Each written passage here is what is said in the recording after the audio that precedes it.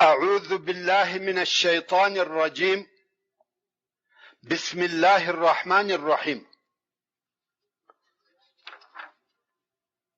إن الحمد لله نحمده ونستعينه ونستغفره ونعوذ بالله من شرور أنفسنا وسيئات أعمالنا.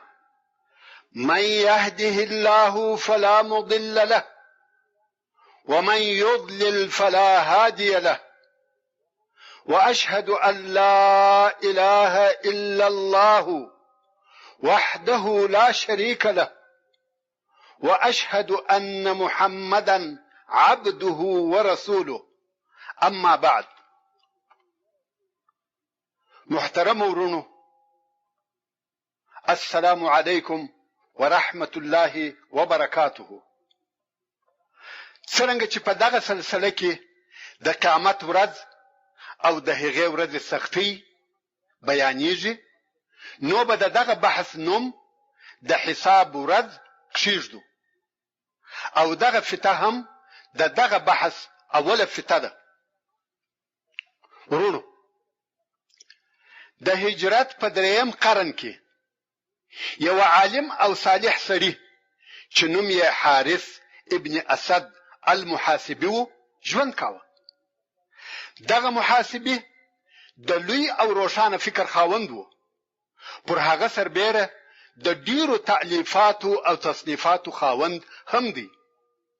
د کتابونه تر اوسه په کتابخانو او کتاب پلورنځیو کې موجود دي، او خلق ډیرې فائدې ځینې ترلاسه کوي. دغه سړي د خپل عصر د انسانانو په حرکاتو او تصرفاتو، په اقوالو او اعمالو کې دا ولیدل چې خلق د الله جل جلاله د لارې څخه ډیر لرې سوي دي. خلق د مال یا مادیاتو په پیدا کولو کې تر داسې اندازې غرق سوي دي چې د خپل رب عز وجل سره هیڅ ارتباط او اتصال نه لري. د مادیاتو په طلب کې آخرت او د قیامت ورځ هیر کړی دي. نو د څه وکړه؟ د دغه کار د اصلاح کولو لپاره یو ډیر عجیب فکر وکړي.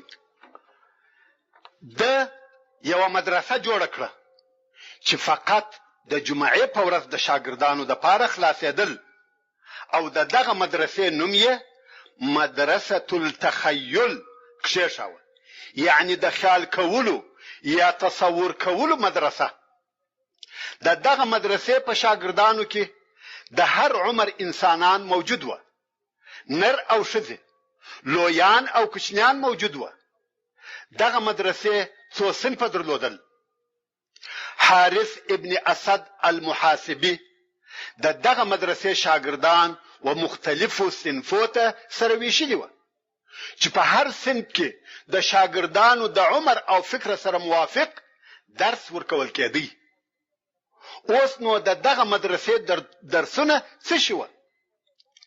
څرنګه چې دغه مدرسه د فکر کولو او تصور مدرسه وه، نو هلته کتابونه نه درسېدل، بلکې فقط هغه حالات بیانېدل چې د قیامت په ورځ پیښیږي. هغه آیاتونه او هغه احادیث ورته ویل کېدل چې په دغه باره او موضوع کې بیان کاوه. دغه آیاتونه او احادیث به په پوره تفصیل او تشریح سره ورته بیانول، او ورته ویل به تاسو دغه حالات په خپل چرت او خیال کې پر خپل ځانو درګرځوي. تاسو دا فکر مکوئ چې زه دغه بیان درته کوم. فقط دغه حالات اوره او داسې خیال کوه چې ته په دغه حال کې ولاړ یې او دغه حالات درته پیښ دي، او بیا به د درس په آخر کې ورته وویل څه شي دې په خیال کې در وګرځېدل او څه نتیجې ته ورسېدې، څه شي وینې.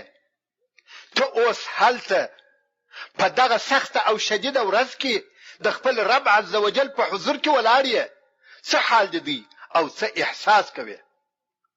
نو اوس راسي چې موږ او تاسو هم نن د هغې مدرسې پر قسم یوه د تصور او تخیل مدرسه خلاصه کړو او په دغه مدرسه کې مو د نن ورځې درس په کوم نامه سره یادېږي؟ د نن ورځې درس مو د حساب ورځ په نامه سره یادېږي.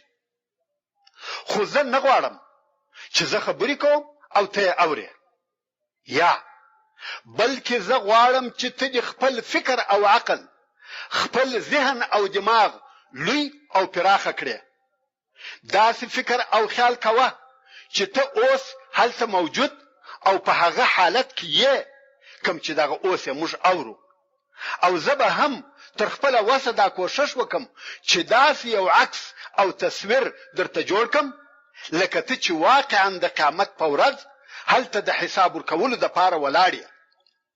او بیا به وګورو چې دغه زموږ د نن ورځې د درس قیمت او نتیجه به څه وي.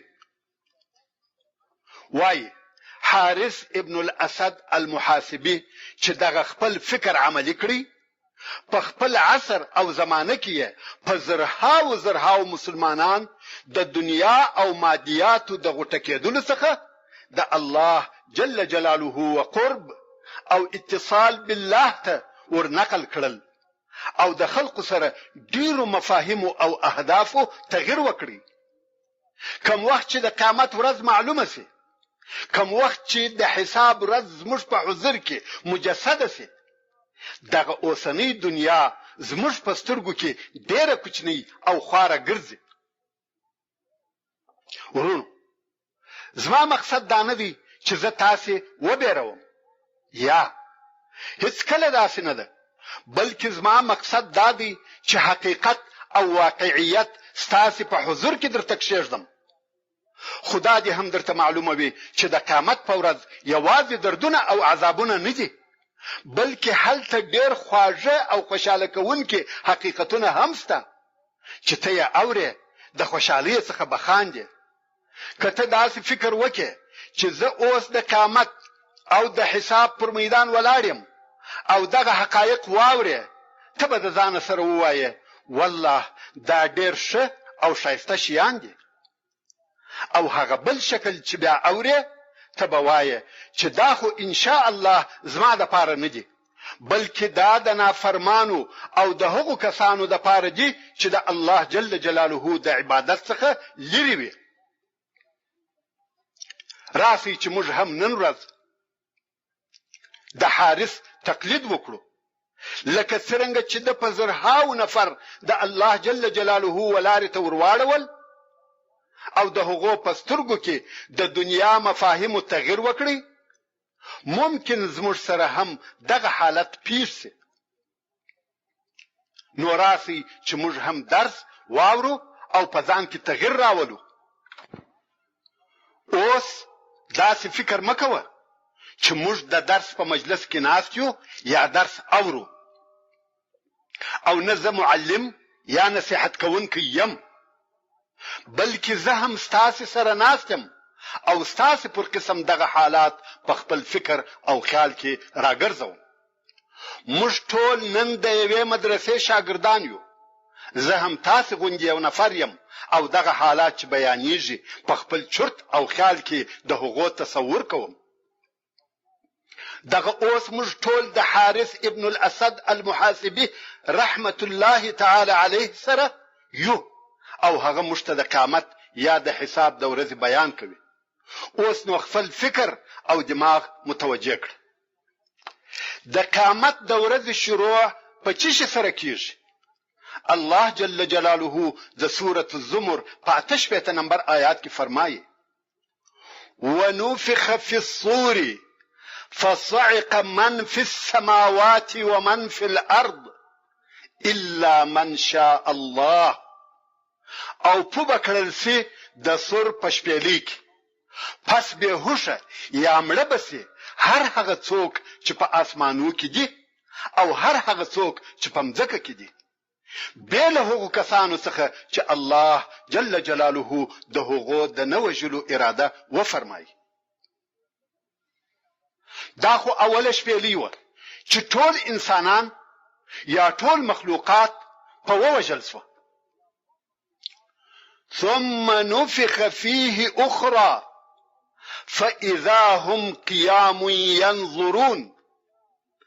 بیا به بل وار په هغه سور کې وپوکل سي، پس یو دم به دغه خلق چې مړه وه ټول په انتظار ولاړ وي چې څه راسره کېږي. په تلاوت سوي آیات شریف کې 2 ځله د سور یا د شپېلۍ پوکل ذکر سوي دي چې د اولو پوکلو سره ټول ژوندي مخلوقات مړه کېږي، او په دوهم پوکلو سره به ټول ارواحونه بیرته د بدنو و طرف ته راځي. دغه دوهم پوکل چې ټول مړه سوي مخلوقات په راژوندي کېږي زموږ د درس موضوع او مقصد دی. موږ نن ورځ یوازې د حساب د ورځې بیان کوو. هو د حارث المحاسبي رحمه الله په مدرسه کې د مرګ د وخت څخه بیا د جنت او دوزخ ته رسیدلو پورې بیان کېدی، خو موږ د وخت د مراعات په سبب فقط د حساب د وخت بیان کوو. الله جل جلاله د سورة یاسین په 51 نمبر آیات کې فرمایي: ونفخ في الصور فإذا هم من الأجداث إلى ربهم ينسلون. او بیا به په سور کې پوکړل سي، پس ناڅاپه به دوی د قبرو څخه د خپل رب و طرف ته ځغلي. یعنی کوم وخت چې دوهم وار په سور یا شپېلۍ کې پوکړل سي نو ټول مخلوقات به ژوندي کېږي او د خپل قبرو څخه به راپورته کېږي، او ملائکې به په ډېره چابکي او چالاکي سره دوی په پورې وهلو د محشر د میدان و طرف ته ورولي، چې موږ او تاسې به هم په دغه راژوندي سوو مخلوقاتو کې یو. اوس دا دی دوهم وار په سور کې پوکړل سوه. ته فکر وکړه، پر خپل ځان یې فرض کړه، فقط د شپېلۍ د پوکلو سره ستا خاورې سره یو ځای کېږي، ته سره راټولېږي، هډوکي دې سره موښلي، بدن دې جوړ سي، وینې دې په رګو کې بهیږي، عقل دې سر ته راسي، سترګې دې خلاصې سي. هو دا صحیح ده چې ته د زرو کلو راهیسې خاورې وې، مګر الله جل جلاله د سورة الانبیاء په 104 نمبر آیات کې فرمایي: کما بدأنا اول خلق نعيده وعدا علينا انا كنا فاعلين. یعنی لکه څرنګه چې موږ د نیست او عدم څخه د دغه عالم د اول پیدا کولو شروع کړی و، اوس به یې بیا اعاده وکړو او دغه مړي به ټول ژوندي کړو. دغه بیا را ژوندي کول پر موږ وعده ده، بېشکه چې موږ د هغه کار کوونکي یو چې موږ یې وعده کړې ده. ښه، دا دې سره راټول سوه، فقط د سور د شپېلۍ په آواز خاورې سره راټولیږي. ته فکر وکړه، دا څنګه نفخه یا څنګه پوکل دی؟ ته د مځکې خاوره وې، د شپېلۍ غږ بني آدم در څخه جوړ کړي، پس له هغه څخه چې د زرهاو کلو راهیسې سره پاشلی او خاورې وې، اوس تا قبر د دغه شپېلۍ د آواز د حول او تاثیر څخه سره چوي. د دغه شپېلۍ عرض یا بر لکه د مځکې او آسمانو عرض دونه دی. ته فکر وکړه، ځان د دې دنیا څخه وتلی وبوله، دنیا هېره کړه، ته د قبر څخه په خاورو لړلې راپورته سوې، سترګې او غوږونه، مخ او بدن دې په خاورو لړلې دي، په زرهاو کلونه خاورې وې، اوس بني آدم سوې، لس بدن او لس پښې یې، اوبه نسته چې ځان په پرېمینځې. ته په دغه سخت او شدید حالت کې یې او د حشر پر میدان د الله جل جلاله په حضور کې ولاړ یې. ستا په مخ کې حساب دی. په دغه وخت کې به څه وایې؟ یوازې ته نه، بلکې ټول خلک یوه کلمه یا یوه جمله وایي: نفسي نفسي. نن هیڅوک نه غواړم، فقط زه د خپل ځان په فکر کې یم. ته فکر وکړه، د میلیاردو نه بلکې د بیلیاردو انسانانو آوازونه دي. ستا پر شاوخوا چې ولاړ دي د ټولو څخه دغه یوه جمله اوري ټول وایي نفسي نفسي نفسي نفسي. نن ورځ زه بې له خپله ځانه څخه بل هیڅوک نه غواړم. ښه د دغه قبر یا حجرې څخه چې ته راووتې بل څوک هم در سره راووتل؟ هو، پلار، مور، ورونه، اقربا، دوستان. ستا په یاد دي چې دوی مړه سول، تا څونه پسې ژړل او دا دې غوښتل چې ته د دوی سره ووینې یا ورسره واوسېږې، که څه هم د یوې لحظې دپاره وي. اوس پس د زرهاوو کلو څخه هغه در سره ولاړ دي. معلومه خبره ده چې د ډېره شوقه یو د بل سره په غېږ کې نیسئ، یو د بل سره پر مخ مچوئ، خوشحالۍ سره کوئ. یا هیڅکله داسې نه ده. الله جل جلاله د دغه ورځې په باره کې په سورت عبس کې فرمایي یوم یفر المرء من اخیه وامه وابیه وصاحبته وبنیه لكل امرئ منهم يومئذ شأن يغنيه. یعنی هغه ورځ چې سړی به له خپله وروره، له خپلې مور او خپله پلاره، له خپلې ښځې او له خپلو زامنو څخه تښتي، د دغو کسانو څخه به هر سړي لره په دغه ورځ کې یو حال وي چې د نورو د حاله څخه یې بې پروا ګرځوي. دا داسې ورځ ده چې هر څوک به د خپل ځان په فکر کې وي. هیڅ دوست او قریب به د هغه بل په فکر کې نه وي، بلکې د دې بیرې څخه چې بل څوک زما نیکۍ راڅخه وانخلي یا د خپل حق غوښتنه ونه کړي یو د بل څخه به تښتي. اوس نو ته د خپل ځان په باره کې فکر وکړه. ته به په دغه ورځ د خپله پلاره څخه ځغلې، حال دا چې ستا به یادېدلی، ویلی به دي چې ما د زرو کلو څخه نه دی لیدلی، اوس مې یادېږي. ته به په دغه ورځ د خپلې مور څخه ځغلې. ته فکر وکړه، ته به د خپل اولاد څخه ځغلې، د خپلې ښځې څخه به ځغلې. یوازې دا نه چې ته به ځینې ځغلې، بلکې ټول یو د بل څخه ځغلې، لکه نه چې سره پیژنې او نه به پوهېږي چې چیرې ځي، خو ټول دغه یوه جمله وایي نفسي نفسي نفسي نفسي. ته د ځان په باره کې فکر وکړه، بې هدفه او بې مقصده به ځغلې، خپله ښځه او خپل اولاد ولې پرېږدې؟ په دې هم نه پوهېږې، بیریږې او ځغلې خو نه پوهېږې چې چیرې ځې. نه غواړې چې د چا سره مخامخ سې یا څوک دې ودروي، ځغلې او بس. شاید ته د دغه حالت څخه وبېرېدې، خو زه درته وایم یا داسې هم نه ده چې د قیامت او حساب ورځ ټوله بیره ده. تاسې راسئ چې هغه بل د خوشحالۍ طرف ته هم وګورو. هو، ځینې کورنۍ به په دغه بیره او وحشت کې یو د بل څخه ځغلي، مګر هلته نورې کورنۍ هم شته چې هیڅ نه بیریږي او نه دغه حالت ورته پیښیږي. هغه آیات شریف واوره کوم چې الله جل جلاله په سورة الزخرف کې فرمایي الاخلاء يومئذ بعضهم لبعض عدو الا المتقين. یعنی هغه کسان چې په دنیا کې په کفر او ګناهو کې سره یاران او آشنایان و، د قیامت په ورځ به ځینې د ځینو نورو دشمنان وي بې له متقانو څخه. که یوه کورنۍ په دنیا کې متقي او پرهیزګاره وي، هغو ته هیڅکله دغه حال نه پیښیږي. هغه کسان چې دوستي او محبت یې د الله جل جلاله دپاره وي، هغه به هغسې دوستان او محبان سره پاته وي، نه به یو د بل څخه تښتي او نه به سره بیزاره وي. هغه چې سړی به له خپله وروره، له خپلې مور او خپله پلاره، له خپلې ښځې او له خپلو زامنو څخه تښتي، دا ټوله نافرمانه انسانان او کافران دي.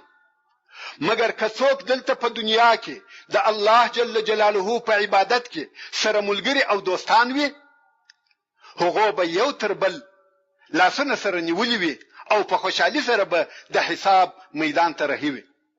اوس نو ستا خوښه ده چې په دغه ورځ څنګه او پر څه قسم راتګ غواړې چې د هغو کسانو څخه سې چې ځغلي او وایي نفسي نفسي، او که غواړې چې د هغو کسانو څخه سې چې ټوله کورنۍ یو ځای سره رارهي وي، تر لاسو یې سره نیولي وي، او هغه کسان ورسره وي چې لله او فی الله محبت سره درلودي. ځینې کسان به وایي کشکې مې په دنیا کې د یوې ښځې یا یو ځوان سره ناجایزه تعلقات نه درلودلی. هو، په دنیا کې تا په هغه پسې ځغستل او نن ورځ د هغه څخه ځغلې، خو د قیامت د ورځې ځغستا غمجنه او دردونکې ده. ته فکر وکړه چې آیا د قیامت په ورځ په دغه بیره او دغه وارخطایي کې ځغستلای شې؟ د ځغستا قدرت در پکښې پاته دی؟ یا داسې فکر وکړه چې تا په دنیا کې پر خپلو شهواتو او خواهشاتو صبر کړی دی او نن دې د خپل مور او پلار اولادو او کورنۍ سره تر لاس نیولې دي او رارهي سوی یې. ته فکر وکړه د قیامت په ورځ داسې کورنۍ هم شته چې ټول به سره یو ځای وي، خو بیا هم داسې کېدلی شي چې په دغه کورنۍ کې یو ځوان یا یوه پیغله د دوی څخه سرکشه وه. نن به ټوله کورنۍ سره یو ځای وي، خو دغه ځوان یا پیغله به یوازې ځغلي.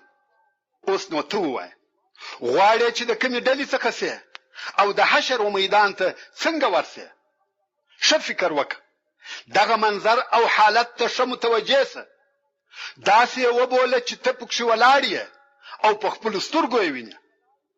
اوس موږ د حشر پر مځکه ولاړ یو.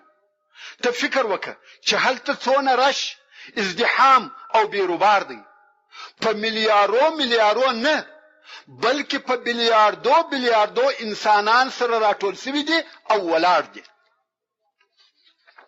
د محشر مځکه څنګه مځکه ده؟ رسول الله صلی الله علیه و آله وسلم یې حال راته بیانوي او فرمایي ارض بیضاء، سپینه مځکه ده، زراعت پکښې نشته. عفراء، خاورنه مځکه ده. هغه دي نه بس چې د خاورو څخه راغلي، دلته هم ټوله خاورې دي. لا معلم لها، هیڅ درخت نشته چې وسایې ته یې کښېنې، نه څاسته چې اوبه یې وڅښې، نه ډبره شته چې تر شا یې پټ شي. لا معلم لها، ټول پاک صاف شوی میدان دی، هیڅ علامه پکښې نشته. وبرزوا لله جميعا، الله جل جلاله ته به دوی ټول ښکاره شي. یوازې دا نه چې د دوی بدنونه ښکاره شول، بلکې هغه د دوی د ننه د زړو حال هم ښکاره او پر میدان سو. ټول فضیحت او رسوایی ده، ټول شیان ښکاره دي.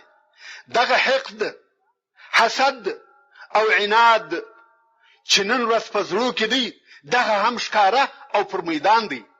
ستا پر تندي لیکلي دي حقود، هغه غدر او خیانت چې تا په دنیا کې کړی وو، د هغه غدر بیرغ در سره دی او پر لیکلي دي دا د فلاني غدر دی. که دې د خپلې ښځې سره خیانت کړی وي، د دغه خیانت بیرغ به در سره وي. که ښځې د خپل خاوند سره خیانت کړی وي، د هغه خیانت بیرغ به ورسره وي او هغه خیانت به یې پر لیکلی وي. په دکانداري کې دې غدر او خیانت کړی وو، د دغه غدر بیرغ به در سره وي. د هر غادر او خاین، د هر چمبازه او ډوکه والا د غدر بیرغ به لوړ ولاړ وي او هغه د غدر به پر لیکلی وي. وبرزوا لله جميعا. اوس د محشر په ورځ کې فکر وکړي، ټول انسانان بلد او پر یو صاف میدان په بیره او ورختای کې ولاړ وي. یا خو ته داسې فکر وکړه چې دلته په دنیا کې دې په پټه او ښکاره د الله جل جلاله اطاعت کړی دی، د هغه په سبب د محشر پر میدان سرلوړی او کامیابه ولاړی. دا د هغه شو اخلاقو او د هغه کومکو نتیجه ده چې د ضعیفه او محتاج انسانانو سره دې کړی و. دا د هغه زکات نتیجه ده چې په صدق او اخلاص سره دې د الله جل جلاله د پاره پوره او کامل ورکاوه. دا هغه روزه او هغه تراویح دي چې 10 ورځې دي پرله پسې ادا کولې. د قیامت ورځ ټوله بیره او خوف نه دی، مګر خبره دا ده چې ته د حساب د ورځې د پاره تیاری او آمادګي لرې. که ته د قیامت د ورځې فکر وکړې، ډېر هغه ګناهونه به پرېږدې چې نن ورځ ته په اخته او مبتلا یې. اوس ته د محشر پر میدان ولاړ یې او ټول انسانان یوه جمله وایي: نفسي نفسي.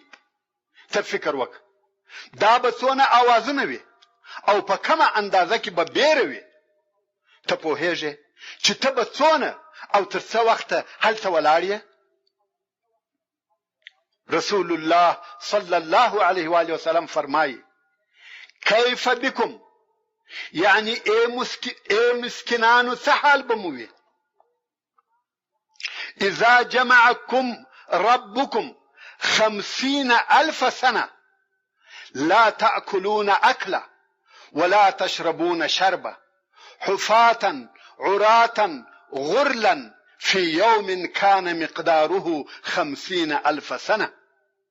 يعني سحال بموي چې ستاسې رب 50,000 کاله تاسې سره یو ځای کې او ومودروي. هلته به خواړه نه وي، هلته به د چښلو اوبه نه وي، لس بدنونه، لس پښې او ناسونه ته به یاست. وروره او خورې، ته د 50,000 کلو د ولاړې فکر وکړه. ستونی به دې د تندې څخه وچ کلک او ټوک ټوک وي، مګر نه مرې، ځکه هلته مرګ نسته. قریبه ده چې نس دې د لوږې څخه ټوک ټوک سي، خو بیا هم مرګ نسته. پښې دې د درېدلو طاقت نه لري، خو ولاړ به یې. د قیامت ورځې ته ځکه د قیامت ورځ ویل کیږي چې اول تر اخره ولاړ یې. هلته ناسته نسته، 50,000 کاله به ولاړ یې. څوک د دغه حال طاقت او تحمل لري؟ د خپل ځان په باره کې فکر وکړه. د دغه حال توان او طاقت لري؟ خامخا د دغه حالاتو په بیانولو بیریدلی یې. خو د رسول الله صلی الله علیه و آله وسلم هغه قول هم واوره چې فرمایي: وانها لتمر على المؤمن كركعتين خفيفتين يصليهما. يعني دغه اوږده ورځ پر مؤمن مسلمان داسې تیریږي لکه 2 رکعات المنځ چې کوي. هغه 2 اوږده رکعتونه نه، بلکې داسې کوتاه او سپک رکعتونه لکه په یو کې چې قل اعوذ برب الفلق ووایه او په بل کې قل اعوذ برب الناس ووایه. بس په دغونه وخت کې دی حساب خلاصو، جنت ته ځه. سبحان الله، دا څونه فرق دی پر یو چا 50,000 کاله او پر بل چا د 2 رکعات المانځه پر اندازه. خو دغه ورځې کوچنیوالی او لنډوالی د هغه چا د پاره دی چې عمر یې د الله جل جلاله په طاعت او عبادت کې تیر کړی وي. اول خو ګناه نه کوي، او که بیا چیرې یوه ګناه ځینې پېښه سي، په هغه وخت او ساعت کې پر پښیمانه وي او د خپل رب عز وجل څخه بخښنه او مغفرت غواړي. اوس نو ستا خوښه ده کم حال د ځان دپاره اختیاروي. ته پوهېږې چې هلته به څونه افسوس او ارمان کوي. په خپلو ګوتو او لاسو به د غم او حسرت څخه غاښونه لګوي او وایې به: کشکې زه مؤمن او د ښه عمل خاوند وای. ورونو، تاسې ښه فکر وکړئ. تاسې ټول اورېدونکي یا به د هغو کسانو څخه یاست چې 50,000 کاله به ولاړ وي، یا به د هغو کسانو څخه یاست چې دغه اوږده ورځ به د 2 رکعتو د لمانځه پر اندازه پر تیریږي. اوس نو ته ووایه، د څو کلو درېدلو توان او طاقت لري؟ 80 کاله درېدلی سې؟ 80 کاله د انسان عمر دی. 500 کاله، 1000 کاله، او که د 50,000 کلو د درېدلو طاقت لري؟ ولې دونه موده درېږې؟ تا څه کړي دي؟ لږ پر ځان ورحمېږه، خپل عمر عبث او بېهوده مه تېروه. لمنځونه کوه، مساجدو ته ځه، خلق مه ازاروه، حرام مه خوره. ته ولې 50,000 کاله درېږې؟ لږ د ځان سره فکر وکړه. غواړې چې 50,000 کاله ودرېږې؟ که د 2 رکعتو د لمانځه پر اندازه، او بیا کشکې ته په راحت کې ولاړ وای، لڅ پښې او لڅ بدن، وږی تږی او په لمر کې به ولاړ یې. رسول الله صلی الله علیه و آله وسلم فرمایي: یحشر الناس یوم القیامة حفاة عراة غرلا. یعنی انسانان د قیامت په ورځ لڅ بدنونه، لڅ پښې او ناسونه ته راپورته کیږي. او بیا یې د الله جل جلاله دغه قول تلاوت کړی چې فرمایي: کما بدأنا اول خلق نعيده. حضرت عائشه رضی الله تعالی عنها وویل: یا رسول الله، دا چې نر او ښځې لڅ راپورته کیږو، نو ځینې به وځینو نورو ته نه ګوري؟ رسول الله صلی الله علیه و آله وسلم وفرمایل: یا عائشه، حال تر دې ډیر سخت دی چې څوک دی وچاته وګوري. ټول به دغه نارې وهي چې نفسي نفسي. ته فکر وکړه، 50,000 کاله بېله خوړو او بېله اوبو په بیره او زحمت کې ولاړ یې. یوازې ته نه یې، بلکې په میلیارو او بلیارو انسانان د محشر پر میدان په داسې حال کې ولاړ دي لکه ټول چې تر غاړه نیول سوي او خفه سوي وي. پام کوه چې دا فکر ونه کې چې د محشر میدان به یو پراخه مځکه او میدان وي، یا بلکې د محشر میدان یو تنګه مځکه ده چې انسانان به یو د بل سره مشتي او تخته ولاړ وي. آهونه او دردونه به وي، خواري او زحمتونه به وي. فکر وکړه، څوک دغه حال زغملی سي؟ اوس راسه و هغو کسانو ته وګوره چې ستا پر شاوخوا او ستا څنګ ته ولاړ دي. یو نفر به ووینې چې په دنیا کې سترګې روغې او اوس ړوند دی. بل نفر به ووینې چې په دنیا کې ړوند و او اوس یې سترګې روغې دي. ته به په تعجب کې سې چې دوی ته څه پېښه ده. خو الله جل جلاله د سورة طه په 143 نمبر آیات کې فرمایي: ومن اعرض عن ذكري فإن له معيشة ضنكا ونحشره يوم القيامة أعمى. یعنی هر چا چې زما د ذکر، زما د فند او نصیحت څخه مخ وګرځاوه، هغه لره په دنیا کې تنگ ژوند دی او د قیامت په ورځ به یې ړوند راوپاسو. هغه انسان چې د الله جل جلاله د یاد او ذکر څخه غافل وي، لمونځ او عبادت ځنې پاته وي، فقط د فانی دنیا ژوند او د پیسو ټولول د هدف او مقصد وي، د هغه ژوند به تریخ او تنګ کړل سي.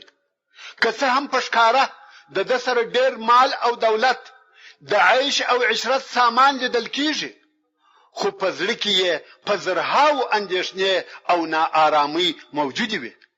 حتی د آخرت په ورځ به هم ړوند راپاسول کیږي. نو به دغه ړوند سړی وایي: قال ربي لم حشرتني اعمى وقد كنت بصيرا. دغه ړوند کافر به ووایي: زما ربه، زه دې ولې ړوند راوپاسولم، حال دا چې زه په دنیا کې بینا او لیدونکی وم. الهي زه شی نه وینم. دغه بیره او وارخطایي مې بس نه وه چې ړوند دې هم راپورته کړم. الله جل جلاله به د دوی په جواب کې وفرمایي: قال كذلك اتتك آياتنا فنسيتها وكذلك اليوم تنسى. الله جل جلاله به وفرمایي: هو همداسې و لکه دغه ته چې وایې، خو تا ته زموږ آیاتونه درغلل او تا هغه هیر کړل، عمل دې نه پکاوه. همدارنګه به ته هم نن ورځ هیر کړل سې، په دغه عذاب کې به پاته یې. او هر هغه څوک چې په دنیا کې روند او په سترګو معذور وي خو په عین حال کې امر منونکی مسلمان وي هغه به د قیامت په ورځ بینا او لیدونکی وي. راسي چې په دغه راپاسول سو خلکو کې بل قسم خلک هم ووینو.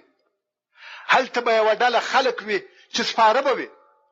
ټول خلک ولاړ دي خو ځینې سپاره دي. پر څه شي سپاره دي نه یم خبر، خو سپاره او په راحت دي. رسول الله صلی الله علیه و آله وسلم فرمایي د قیامت په ورځ خلک پر درې قسمه راپورته کیږي. یو قسم به پیاده وي، یو قسم به سپاره وي او یو قسم به پر مخانو ځي. صحابه کرامو پوښتنه وکړل چې یا رسول الله څنګه به پر مخانو ځي؟ رسول الله صلی الله علیه و آله وسلم و فرمایل هو هغه څوک چې دوی پر پښو رهي کړی دي کولای شي چې پر مخانو یې رهي کړي. رواه الترمذي و احمد. او بیا یې د الله جل جلاله دغه قول تلاوت کړی چې فرمایي ونحشرهم يوم القيامة على وجوههم عميا وبكما وصما مأواهم جهنم كلما خبت زدناهم سعيرا. يعني موږ به د قیامت په ورځ کفار په داسې حال کې حشر او سره یو ځای کړو چې پر خپلو مخانو به نسکور تلونکي وي، ړانده ګونګیان او کاڼه به وي. د دوی ځای به دوزخ وي. هر کله چې د دوزخ لمبې کمزوره او پر مړ کېدلو سي موږ به نور تیز اور ورزیات کړو. اوس نو ته فکر وکړه چې ته به پر څه قسم هلته راسې؟ سپور به یې که پر پښو؟ سپور یې. ولې سپور یې؟ تا په دنیا کې څه کول چې نن ورځ سپور یې؟ لمونځونه دې کول، روژې دې نیولې، ځان دې د حرام خوړلو څخه ساتي، نور مسلمانان دې نه ازارول، ظلم او زیاتی دې نه کول، د الله جل جلاله په طاعت او عبادت کې صادق او مخلص وي. نو ځکه سپور یې. مګر کله چیرې پیاده او پر پښو وي نو ولې پیاده یې؟ تو هغه څوک چې لمنځونه او عبادتونه دي کول، مګر افسوس سل افسوس په خپل اعمالو کې مخلص او صادق نه وي. په مسجد کې یو شی د باندې بل شی وي، یا دا چې نسکور پر مخ رهي العیاذ بالله. راسه چې اوس په دغه راپاسول سو خلکو کې یو بل شکل انسانان هم ووینو.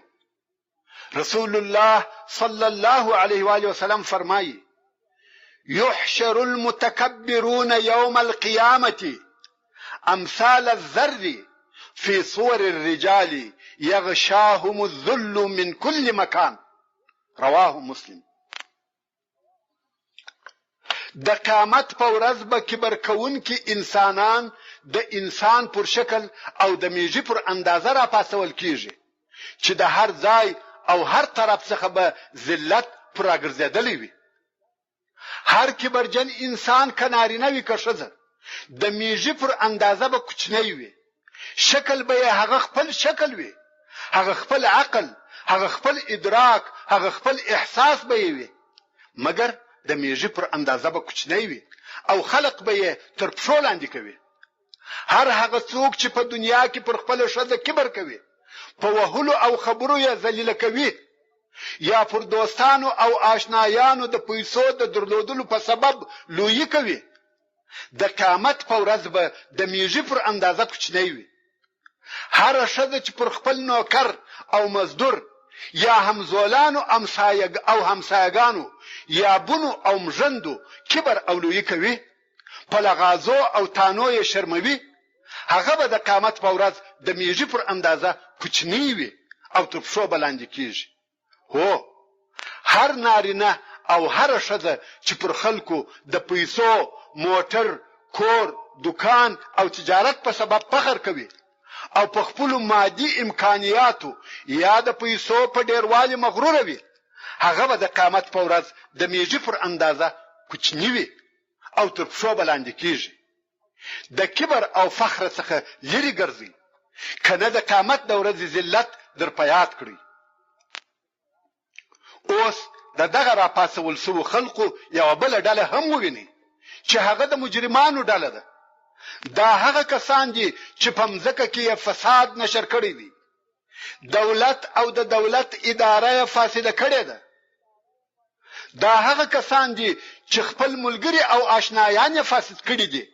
د نشو او ګناهو لارې ورښولې دي. هغه چې خپل ملګرو ته داسې لارې چارې وښولې چې ګناهو ته څنګه رسیدلای شي. قتل او غلا، زنا او فحشا څنګه کولای شي. دغه څوک یوازې دانه چې ګناهکار دي، بلکې د ګناه کولو سره سره مجرم هم دي.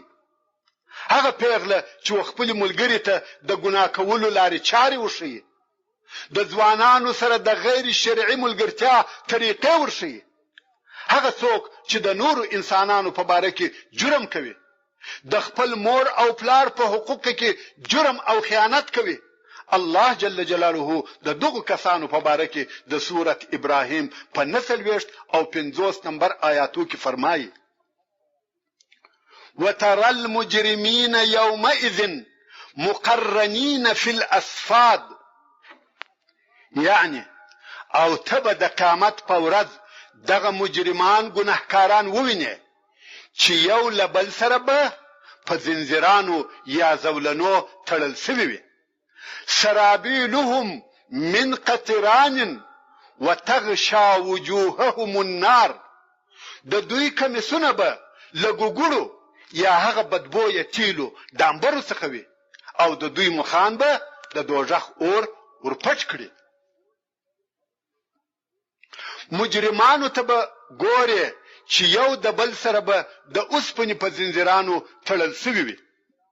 فکر وکړه، آیا زموږ او ستاسې څخه به هم یو څوک په دغه تړل شوو کسانو کې وي چې لباس به هم د ډامبر یا داسې بدبویه تیلو څخه وي چې اور ورنږدې سي، لمبې پر بلې سي؟